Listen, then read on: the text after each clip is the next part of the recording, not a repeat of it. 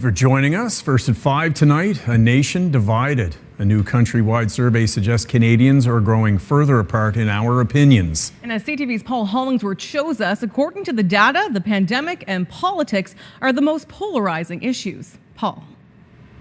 Jason and Suzette, this is not a huge surprise based on some of the events that have happened in Canada and around the world the past 2 years. So one could say we saw this coming. Canada, a country that has historically prided itself on a tone of unity, has seen Canadians slowly pull apart and become more divided. It appears Canadians are not getting along like we used to, and the divide is growing. A new study shows 75% say society is more polarized than ever before. 72% blame the pandemic. 73% blame the recent federal election. When searching for answers to explain these numbers and this trend, psychologist Simon Sherry says it's linked to how we have changed our communication style. The private world has very much become the public world, where people are freely discussing nearly everything. Boundaries are collapsing, and Sherry says people, more than ever before, are publicly sharing opinions about issues like the pandemic, vaccines, and politics on both sides of the border. Emotions are rising. We have lost touch with one another as neighbors and as community members. And that's almost assuredly part of the pandemic. As for the primary forces feeding tones of toxicity and negativity in our society, one would be social media.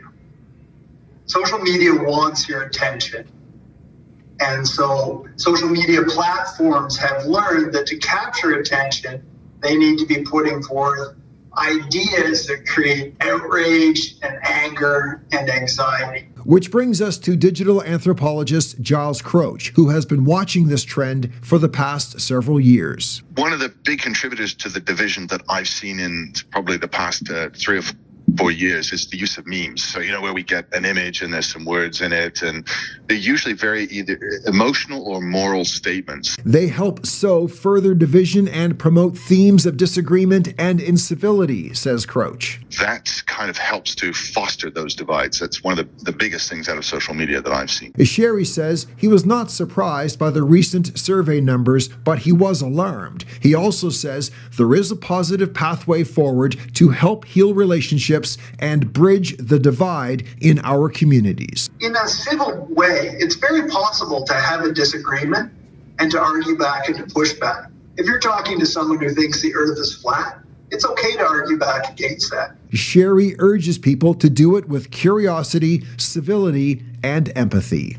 Jason and Suzette, just to flush these numbers out even further, the survey shows 40% of Canadians reduced contact with friends or family, and they say that's because of an argument related to the pandemic or politics. Jason and Suzette. I think we've all felt it to one degree or another. That's CTV's Paul Hollingsworth in Halifax tonight. Certainly an interesting topic, and that brings us to our web poll tonight. We want to know, how do arguments related to the COVID-19 pandemic affect your relationships with friends and family? Your choices are: I've chosen to reduce contact with certain people, I've unfriended or unfollowed people on social media, or I'm not letting it affect my relationships. And you can go to ctvnewsatlantic.ca to weigh in. It certainly does feel like a world of us versus them these days.